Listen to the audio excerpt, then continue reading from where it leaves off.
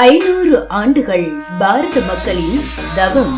அயோத்தி என்னும் அற்புதம். கருடபிரான் ஆசியுடன் அயோத்தியில் ராமபிரான் குடமுழுக்கு திருவிழா. காசி தமிழ்ச்சங்கம் என்னும் ஆன்மீக பெருவிழாவை தொடர்ந்து அயோத்தியில் அரங்கேற இருக்கும் அற்புதம்.